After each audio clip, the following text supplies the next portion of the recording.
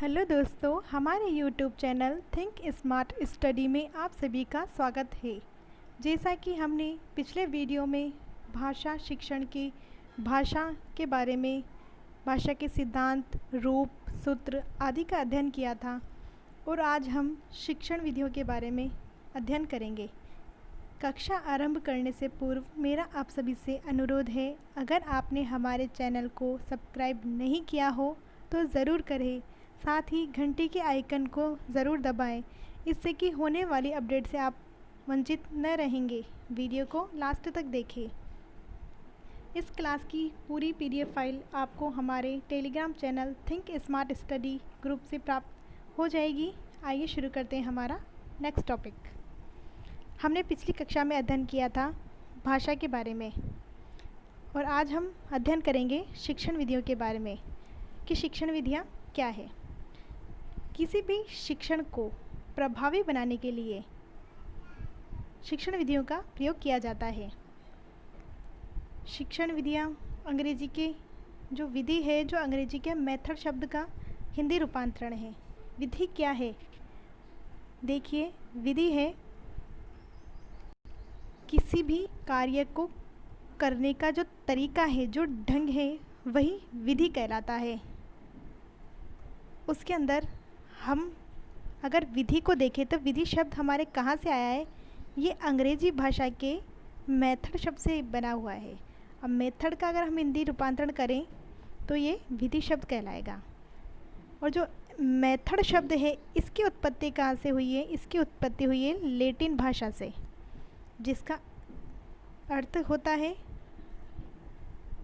मोड़ या रास्ता। यानी कि जो ये मेथड शब्द है, इसका अर्थ है मोड़ या रास्ता। इस तरह से, इस प्रकार से हम कह सकते हैं कि शिक्षण विधि शिक्षा का ऐसा माध्यम है जो अध्यापक को अपने पाठ को रोचक एवं प्रभावी बनाने का अवसर प्रदान करते हैं।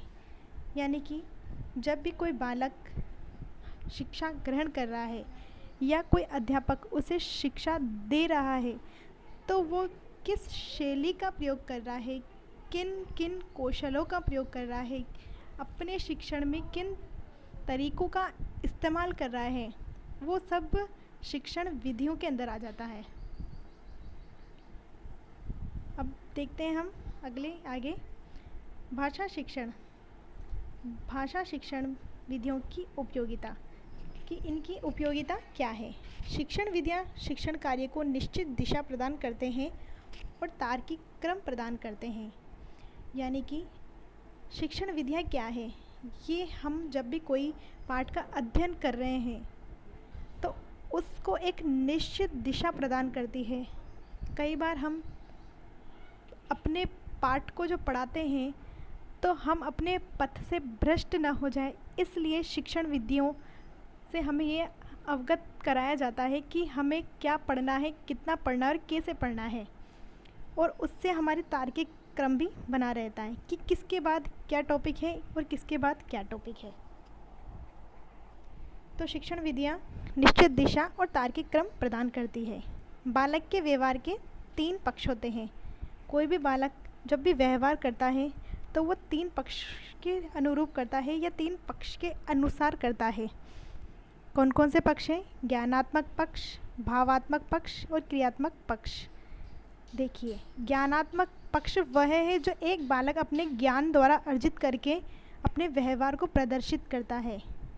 भावनात्मक वो है जो बालक अपने विवेक अनुसार, जो उसने अपने आसपास से ग्रहण किया, अपनी अनौपचारिक शिक्षा द्वारा ग्रहण किया और उसने उस किसी भी वस्तु के बारे में क्या भाव उसने मन में देखा या किसी से क्या सीखा, वह भावात्मक शिक्षण है।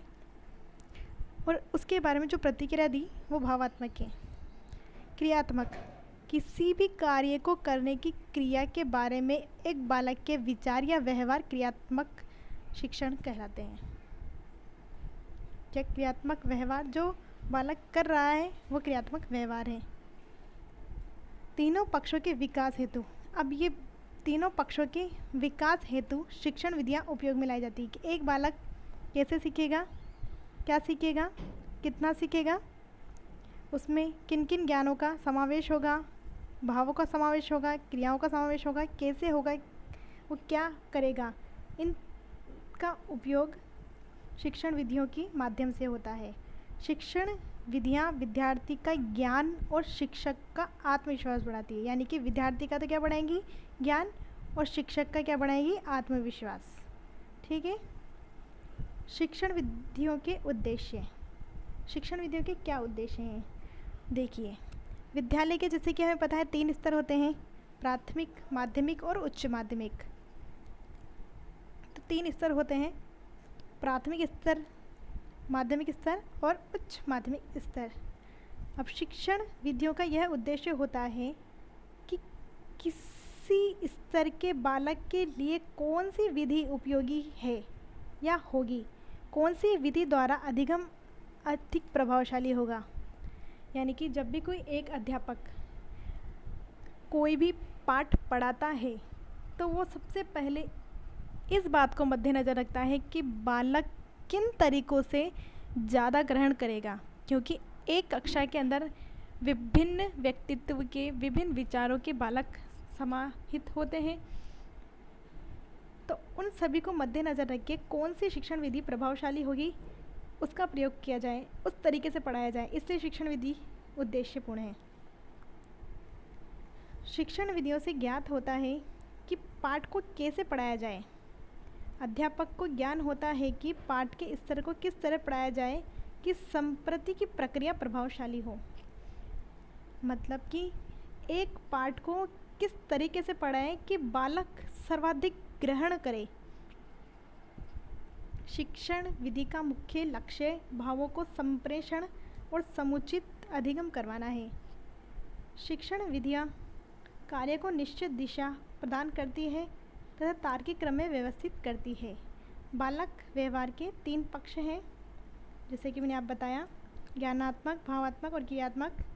यानी कि बालक व्यवहार के 3 पक्ष विकास हेतु प्रयास निश्चित करते हैं। भाषा शिक्षण की प्रक्रिया। भाषा शिक्षण की प्रक्रिया क्या है? यह व्यवहार में परिवर्तन संशोधन की प्रक्रिया है। यानी कि एक बालक के अंदर जो व्यवहार है उसके अंदर परिवर्तन होगा और परिवर्तन के साथ साथ उसमें संशोधन होगा। यानी कि कोई बालक अगर गलत कर रहा है तो पहले तो उसमें परिवर्तन आएगा कि वह सही करेगा, और सही कैसे करेगा? संशोधन द्वारा। उसने सीखा कि अच्छा ऐसे नहीं, यह कार्य विभिन्न प्रकार से होगा, इस तरीके से होगा। देखिए, मिलर व डोनाल्ड के अनुसार शिक्षण अधिगम के सोपान। शिक्षण अधिगम के सोपान दिए हैं मिलर और डोनाल्ड ने। अभिप्रेरणा, लक्ष्य प्राप्ति में बाधा, विभिन्न अनुक्रियाएं, पुनर्बलन और लक्ष्य की प्राप्ति। सबसे पहले एक बालक प्रेरित होगा। जैसे कि आप लोग हैं, आप लोग रीट भर्ती परीक्षा के अंदर बैठे हैं तो आप प्रेरित हैं इसमें सफल होने के लिए। अब आपके लक्ष्य में कई बाधाएं आएगी, बुक्स सेलेक्ट करने की बाधा, ज्ञान अर्जन नहीं हो पा रहा, या और कोई स्वास्थ्य या वातावरण संबंधी कई परेशानी आएगी। विभिन्न प्रकार की अनुक्रिया आप करेंगे इनसे बचाव के लिए कि इन बाधाओं को किस तरह से दूर किया जाए। अगर आप घर में आपका पढ़ने का माहौल नहीं है तो आप लाइब्रेरी जाके पढ़ेंगे। अगर आपके पास बुक नहीं है तो आप सिलेबस के अनुसार बुक लेके आएंगे। तो ये क्या हो गई? विभिन्न प्रकार की अनुक्रियाएं। उसके बाद आपको पुनर्बलन मिलेगा। पुनर्बलन जैसे कि जो अनुक्रिया करी उसमें आपको कॉन्फिडेंस आएगा कि हाँ अब मेरा पढ़ने का लिंक बैठ रहा है, तो आपको अंदर से पुनर्बलन मिलेगा और फिर लक्ष्य की प्राप्ति हो जाएगी। शिक्षण एक प्रक्रिया है। शिक्षण क्या है? एक प्रक्रिया है। एक शिक्षक के द्वारा किया जाने वाला कार्य शिक्षण प्रक्रिया कहलाता है, क्योंकि इसमें कम से कम 2 व्यक्ति होते हैं। जाहिर सी बात है, शिक्षण कभी भी अकेला नहीं हो सकता, और इन 2 के बीच कोई अंतःक्रिया होनी चाहिए। देखिए, शिक्षण क्या है? सबसे पहले तो हम ये देखेंगे शिक्षण क्या है। शिक्षण एक 2 व्यक्तियों के मध्य होने वाली क्रिया है, और ये 2 लोगों के बीच जो होने वाली अंतःक्रिया को ही शिक्षण कहा जाता है। 2 व्यक्ति कौन है? एक तो सीखने वाला यानी कि शिक्षार्थी या विद्यार्थी, और एक सिखाने वाला यानी कि शिक्षक या अध्यापक। ठीक है। जैक्सन के अनुसार, अब हम जैक्सन के अनुसार पढ़ेंगे। जैक्सन एक विद्वान है, मनोवैज्ञानिक।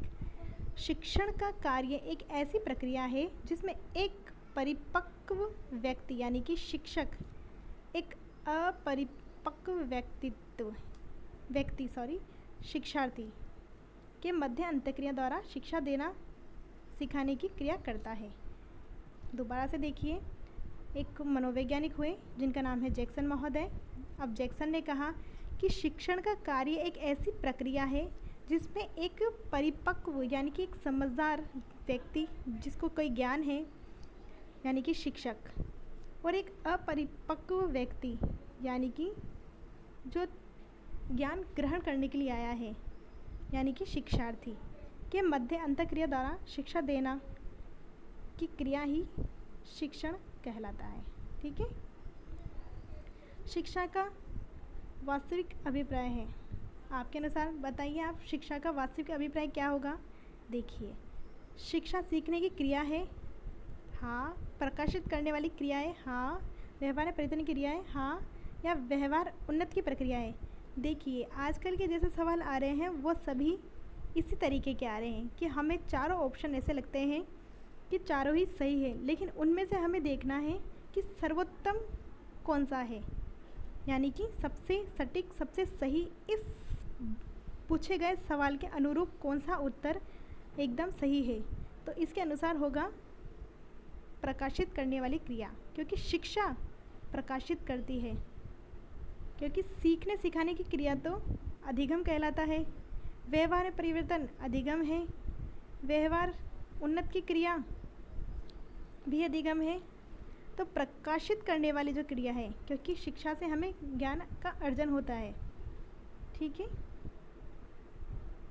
तो हमें प्रकाश मिलता है। इसके अनुसार, इस सवाल के अनुसार एक वैज्ञानिक हुए हैं जिन्होंने अपनी परिभाषा दी है, वो हैं, देखिए आप, रियांश के अनुसार इन्होंने कहा है कि शिक्षा का अभिप्राय क्या है। शिक्षा का अभिप्राय है सीखने या सिखाने से, शिक्षा का अभिप्राय क्या है? सीखना या सिखाना। अब रियांश ने कहा है दूसरों को सिखाना या दिशा निर्देश देने एवं उन्हें निर्देशित करने का कार्य ही शिक्षण है। और स्किनर ने कहा है शिक्षण पुनर्बलन का आकस्मिक कार्यों का क्रम है। ठीक है, ये परिभाषाएं हैं जो आपको याद करनी पड़ेगी। शिक्षण की प्रकृति कैसी होती है? शिक्षण की प्रकृति होती है, शिक्षण कला और विज्ञान दोनों है। ऐसा किसने कहा था पहले? L.N. गेज के अनुसार। सबसे पहले ये L.N. गेज ने ये परिभाषा दी थी, या यह सिद्धांत दिया था कि शिक्षण एक कला भी है और एक विज्ञान भी है। शिक्षण एक त्रिमुखी प्रक्रिया है। देखिए, ये कहा था जॉन डेवी ने, और जॉन एडम्स महोदय हुए जिन्होंने शिक्षा को द्विमुखी कहा है। त्रिमुखी के अंदर आते हैं पाठ्यक्रम यानी कि सिलेबस, शिक्षार्थी यानी कि स्टूडेंट, शिक्षक यानी कि टीचर, हो गए तीन। और जॉन एडम्स ने जो द्विमुखी कहा है वो शिक्षार्थी और शिक्षक दोनों को मद्देनजर रखते ही कहा है। शिक्षण उद्देश्यपूर्ण की प्रक्रिया है। शिक्षण एक अंतःक्रिया है। शिक्षण एक उपचारात्मक प्रक्रिया है। शिक्षण एक विकासात्मक प्रक्रिया है। शिक्षण भाषाई प्रक्रिया है।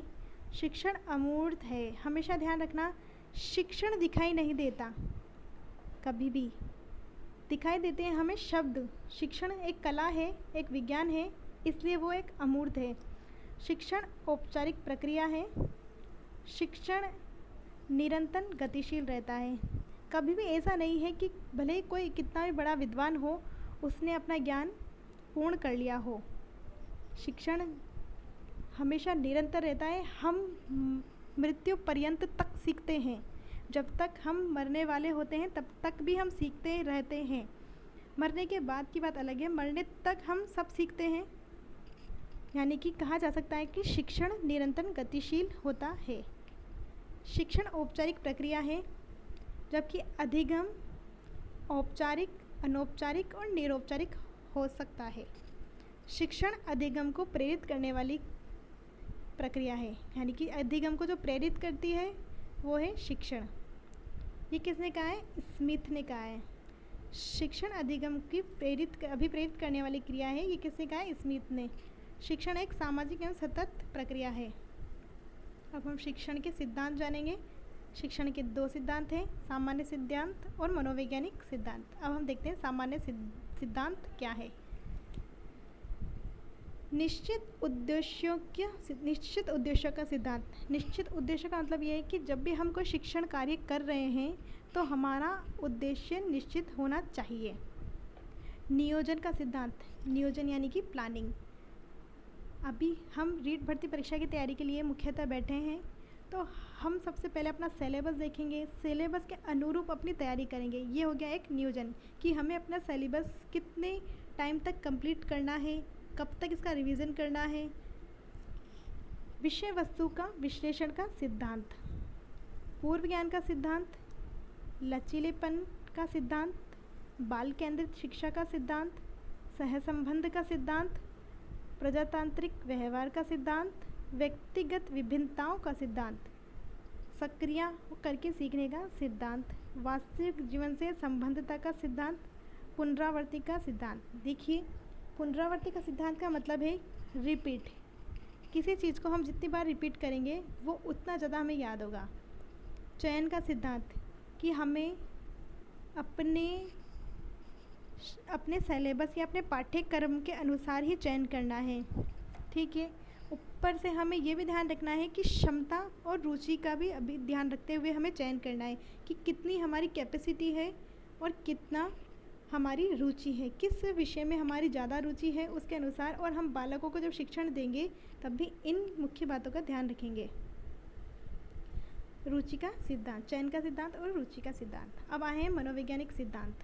मनोवैज्ञानिक सिद्धांत में है तत्परता का सिद्धांत, यानी कि ये देखो थॉर्नडाइक द्वारा दिया गया सिद्धांत था कि एक घोड़े को तालाब तक ले जाया जा सकता है लेकिन पानी वो स्वयं पिएगा।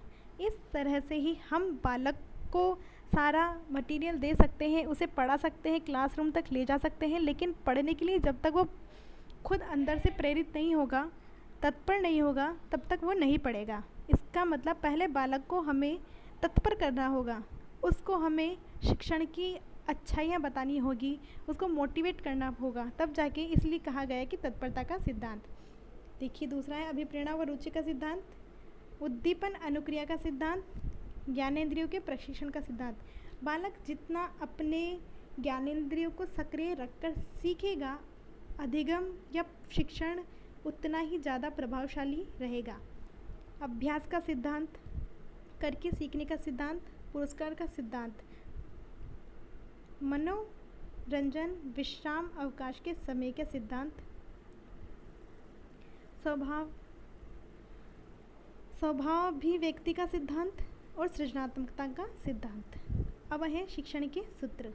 शिक्षण के सूत्र है ज्ञात से अज्ञात की ओर। बालक को हम जो पहले ज्ञात वस्तु है उसके बारे में अवगत कराएंगे, ज्ञात से अज्ञात की ओर फिर लेके जाएंगे।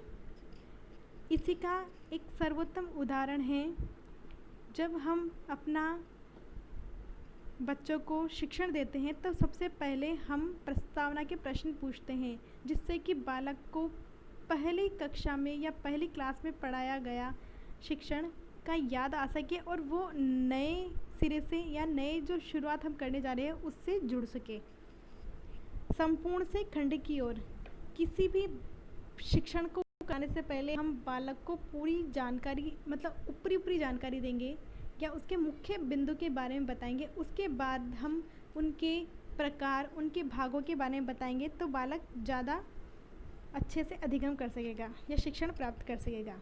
विशिष्ट से सामान्य की ओर, मनोविज्ञान से तार्किकता की ओर, मूर्त से अमूर्त की ओर, आगमन से निगमन की ओर, विश्लेषण से संश्लेषण की ओर और सरल से कठिन की ओर और प्रत्यक्ष से अप्रत्यक्ष की ओर, निकट से दूर की ओर। ये सब शिक्षण के सूत्र हैं और एक बालक को शिक्षण देते हुए हमें ये सारे सूत्र याद रहने चाहिए। और इनमें से कई बार सवाल पूछा जाता है और जब सवाल पूछा जाता है कि तो इन्हीं में से ही किसी को उल्टा करके पूछ लिया जाता है और हम कंफ्यूज हो जाते हैं।